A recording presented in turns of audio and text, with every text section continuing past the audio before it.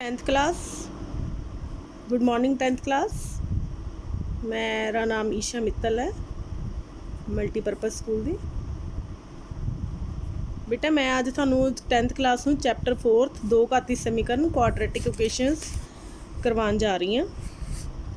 Quadratic equation की हुंदा है, देखो दो घाती समीकरण, जो पंजाबी च मतलब देखिए दी जनरल फॉर्म हुंदी है बेटा ax² जमा bx जमा c = 0। इत्थों ये पता लगता है कि कोई भी रकम x² वाली होवे, x दे उत्ते दो घात नूं आपां x² कहने आ, फिर x दे उत्ते एक घात नूं आपां x कहने आ, इहदे उत्ते एक पाना जरूरी नहीं हुंदा, ते प्लस बिना एक्स वाली इन्हां च तीन रकमां हो सकदी है। लेकिन सब तो जरूरी ये है भी ए 0 के बराबर नहीं होना चाहिए।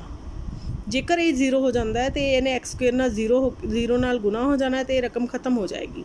तो सब तो जरूरी फॉर्म है x² होना प्लस तो ए 0 नहीं होना चाहिए, इन्हूं जनरल फॉर्म कहते हैं। इस तरह के इस तरह की सानूं समीकरण दिखूगी, x वाली होवे कोई फर्क नहीं पैंदा, c वाली होवे कोई फर्क नहीं पैंदा, लेकिन a 0 नहीं होना चाहिए तो x² जिहड़ा है वो होना बहुत जरूरी, ताइयों ये दो घाती समीकरण कहलाऊगी। समझ लग गई। दो घाती समीकरण नूं हल किवें करी जांदा है, हल करन दा मतलब आपां x की वैल्यू किवें कड्डांगे। ध्यान नाल सुनो, सॉल्विंग क्वाड्रेटिक इक्वेशन। सब तो पहला मैं थानूं एक सवाल हल करके दिखानी है, जिहड़ा है x² जमा 5x जमा 6 = 0। तो सब तो पहला तुसीं जनरल फॉर्म नाल जेकर देखोगे तो आपां नूं x² वाली नज़र आ रही है, एक x वाली तो एक बिना x वाली, तीन रकमां ने इहदे विच, x वाली, ये x² वाली ते बिना x वाली। Is it okay. तो x² के अगे वाली रकम नूं असीं a कहने आ, x दे अगे वाली नूं असीं कहने आ b, ते बिना x वाली नूं असीं कहने आ c। तो असीं a दी वैल्यू किवें लिखनी है, जेकर a दे अगे कोई निशान नहीं, कोई रकम नहीं है, ये खाली x² लिखा आया सी, तो मैं इहदे अगे की पाता 1 पाण नाल की होया, a दी वैल्यू आ गई अपने कोल 1। b दे अगे की सी बेटा, b दी वैल्यू की हुंदी है, x नूं छड्ड देना सी, x नूं तां खत्म कर देना। x दे अगे वाली किहड़ी रकम नज़र आ रही है विद निशान +5। इसी तरह c बिना x वाली किहड़ी नज़र आ रही है +6। मैं तिन्ने ही रकमां बिना निशान नाल लिखदी हुंदी है। उस तो बाद असीं कड्ढना हुंदा d मतलब डिस्क्रिमिनेंट। इहनूं डिस्क्रिमिनेंट कहंदे आ। डिस्क्रिमिनेंट इहनूं पंजाबी विच भी असीं डिस्क्रिमिनेंट लिख सकदे हां, ते इंग्लिश च भी इहनूं डिस्क्रिमिनेंट ही कहंदे आ। एक फार्मूला है डिस्क्रिमिनेंट, तुसीं इहनूं नोट कर सकते हो उत्थे स्पैलिंग डिस्क्रिमिनेंट। उस तो बाद असी ABC की वैल्यू लिखने तो बाद असी D कड्ढना हुंदा। D का फार्मूला हुंदा बेटा B² - 4 × A × C। उस तो बाद B² की वैल्यू, B की वैल्यू भर देनी है। B की वैल्यू इत्थे +5 सी, मैं अंदर 5 भरती, उत्ते स्केयर भी लगाता क्योंकि ये B के सिर ते स्केयर सी। माइनस की थां ते माइनस आ गया, 4 की थां ते 4 आ गया, गुना की थां ते गुना है। ए की थां ते की भरिया बेटा मैं, ए की वैल्यू किहदे बराबर सी 1 दे इत्थे, तां तुसीं निशान भी लगा सकते हो +1। तो C की वैल्यू की है बेटा +6, इसी तरह मैं इधर +6 लगा। तो इत्थे तुसीं ध्यान रखना है, इत्थे B भावें जमा दा होवे अंदर ब्रैकेट च, भावें माइनस दा होवे, इत्थे आंसर +6 ही आना हमेशा, क्योंकि किसी भी रकम का जिहड़ा आपां घात 2 कढदे हां तो उहदा उत्तर हमेशा प्लस जाऊगा। तो 5 × 5 -4 गुना इत्थे प्लस ही सीगे तां माइनस आ गया, प्लस का प्लस ही हो जाना, 6 चौका 24। तो जो मैं इहनूं सॉल्व किया 5 × 5 कितना आ गया बेटा 25 आ गया। तो अपने को देखो 5 × 5 कितना आ गया 25 -24। फिर तुसीं देखो उस तो बाद असीं x की वैल्यू कड्ढनी सी, ये तो खाली d की वैल्यू, x की वैल्यू किवें कड्ढनी है, x1 तो x2 लिख लेने हैं, बराबर तो बराबर पा लेना है। उस तो बाद b की रकम जिहड़ी भी इत्थे है, सब तो पहला काम की करना है, x की वैल्यू किहदे बराबर होएगी, जिहड़ा b दे इत्थे रकम है, जे +5 है तो इत्थे -1 है, जिथे माइनस है तो इत्थे +1 है, तो इत्थे माइनस पाता। उस तो बाद एक पासे जमा, एक पासे आपां पाना है घटाओ। फिर वर्गमूल दे विच असीं पानी है d वाली रकम, d की रकम किहड़ी आई सी वर्गमूल 1 बटा 2 गुना दोनों थले 2 गुना a। ये दो रकमां क्यों है x1 तो x2, क्योंकि दो घाती समीकरण है, दो घाती समीकरण के दो मूल होंगे, दो आंसर आएंगे x से साढ़े कोल, वो मैं तुहानूं हले एक्सप्लेन करूँगी भी किवें आंदे है। तो x1 किवें कड्ढना है बेटा, b की रकम का निशान उल्ट करके, एक पासे प्लस एक पासे माइनस, दो वैल्यूज़ आएंगे x1 तो x2।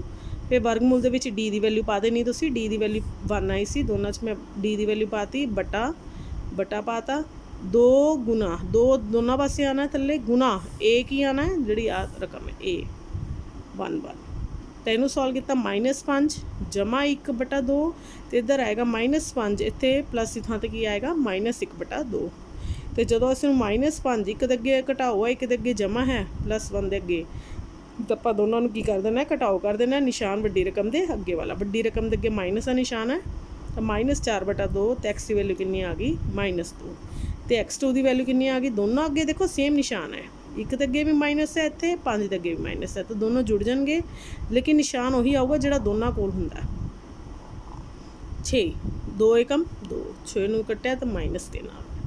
हुण तुसीं देखो डिस्क्रिमिनेंट का इन्हां दा विच सवालां दे विच की संबंध है जदों तो डी वड्डा है 0 तो डी का उत्तर पॉजिटिव दे विच आंदा है धनात्मक हुंदा है पॉजिटिव हुंदा तो दो मूल वक्रे वक्रे होणगे 2 डिस्टिंक्ट रूट आ आंसर आऊगा मतलब x1 जिवें आ सवाल है ये डी की वैल्यू 1 आई सी तो ये दो उत्तर आ गए x1 -2 तो x2 -3 मतलब जो असी x1 की वैल्यू -2 या -3 ये भरांगे तो अपना जोड़ा खब्बे पासे का उत्तर है वो सज्जे पासे के बराबर आऊगा तो जेकर d बराबर 0 आ जाए तो दोनों जोड़े उत्तर ने x1 तो x2 दोनों के इत्थे सेम वैल्यू आऊगी लेकिन जे डी <0 मतलब नैगेटिव है ऋणात्मक नैगेटिव आ जाता है -1 -2 इस तरह करके नैगेटिव उस तो बाद असी सवाल इत्थे ही खत्म कर देना है असी अगे x1 x2 कढ़ नहीं सकते कोई हल नहीं हुंदा नो सल्यूशन कोई हल नहीं होगा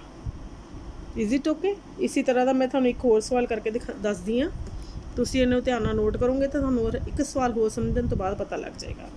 नैक्सट फिर नोट करो नैक्सट सम है थोड़ा देखो बेटा x² -4x = 4 बराबर 0 दिता सी मैनू x² अगे कुछ नहीं सी तो मैं 1 लगा लिया x के अगे -4 नज़र आ रहा सी तो बिना x वाली +4 तो मैं ये वैल्यू 1 भरती b की -4 c की +4 फिर d कढ़ लिया b² -4 ac तो b² कितना हो गया बेटे देखो इत्थे -4 से मैं माइनस पा लिया 4²